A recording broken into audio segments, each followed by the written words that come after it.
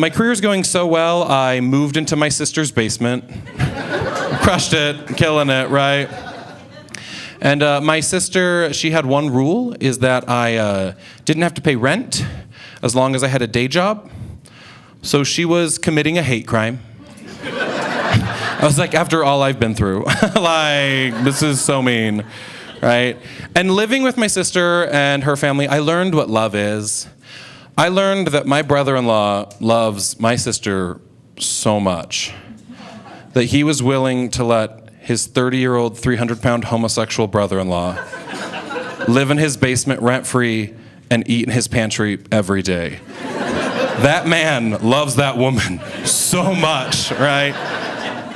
And he's also my biggest supporter. He's my biggest fan, right? When I said, hey, I'm ready to move to New York City, he goes, I believe in you, right? I know you can do this. When times get hard, don't give up and come back. Keep pushing through. I love my fans. They are truly the best. He's like, I'll buy your plane ticket. I was like, so supportive. But I did have to get a day job. Stupid. And I ended up working at Target because I thought, oh, customer service, how hard could it be? Like, I taught middle school for 9 years. I was like, this is easy, right? But then I realized when I entered into the regular workforce, I was like, you can't just go, because I'm bigger than you, when someone disagrees with you. It doesn't work, okay? Right?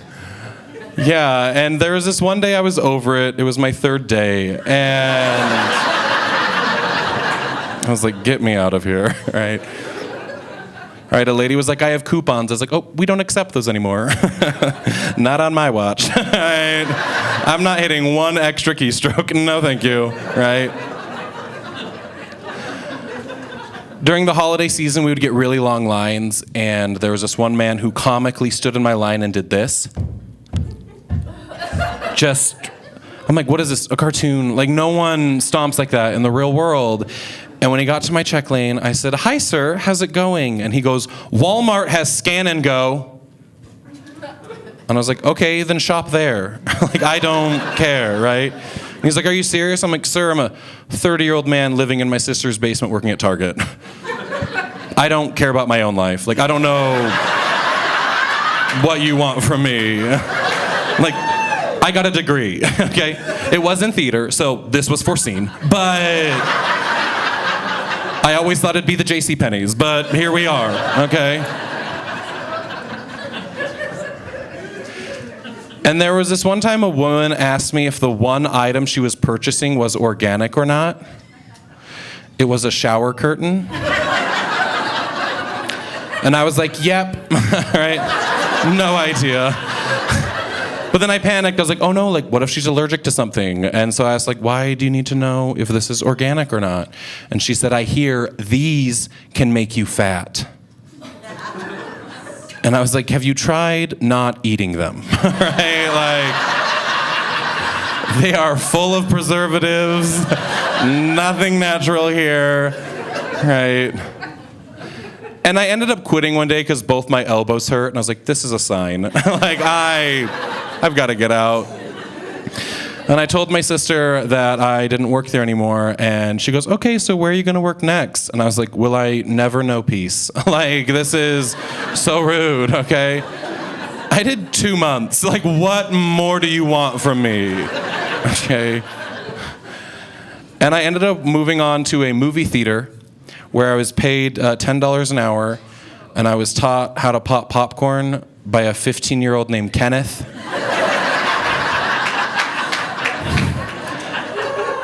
And I was like, this is my 13th reason. Like, this is gonna do me in. I can't. 1 minute I'm teaching 15-year-olds, the next minute they're my manager. Like, what is happening right now? Right, I watched him get dropped off from his mother's minivan, walk into work and tell me what to do. And what was I gonna do? Go home and complain to my sister? Like, what? There was no win. I was like, I have got to get my life together. Like, this is insane. And I ended up working at a fast food chicken establishment.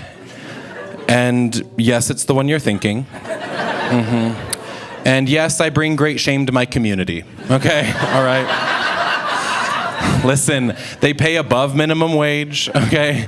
They offer health care, and you get a free meal after every shift. Like, how am I supposed to argue with that? Yeah. And listen, I didn't think I was gonna get the job, if I'm gonna be totally honest. I thought I was gonna go in there, slay the interview, right?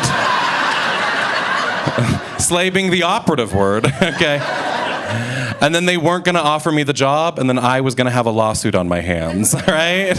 I was like, early retirement, like, I'm here. And then they offered me the job, and I was like, this is not what I wanted to have happen. Like, this is the worst possible timeline. Like, Dr. Strange, get me out of here. Like, I can't. And the training there is very effective, very effective. During the first week there, I was almost hit by a car. And the first thing out of my mouth was, my pleasure. I was like, okay. Like, I got to get out of here, right? Like, I was looking at women being like, I don't know, maybe. I was like, what is in this chicken? I can't. It is not safe for me. I have got to get out. No, ma'am. No. And I recently told that joke in Sacramento, and a woman told me, oh, was it Popeyes? I was like, I gave you so many context clues. Like, it was Raising Cane's. Like, come on, it's so stupid. It's so dumb. I love quitting a job. It's honestly my favorite part. Every year I was a teacher, I turned in my letter of resignation in September. Every year. And at some point I would rescind it, but I was like, I'm always ready. You never know, right? I love it. Quitting a job is my favorite thing. It's so much fun. I worked at the swimming pool in my hometown growing up, and I quit one year before I got fired. Because I was late every day for 3 weeks, like something stupid. And I was like, they say showing up's half the battle. And I did that most of the time. So I don't know, like, what more do you want? And I did get hired at a call center. And I did quit before I made my first phone call. I did the 1 hour training, and they're like, I think we're ready for the call floor. I was like, I don't think we are. I don't think this job is for me. And I got paid $7.25 for the 1 hour of training.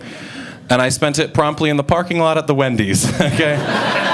And I was like, honestly, this is a great deal. I just basically took a test and got dinner. I would do that all the time. If someone's like, name a president, and you get Panda Express, I'm like, Taft. Like, let's go, right? I would do it.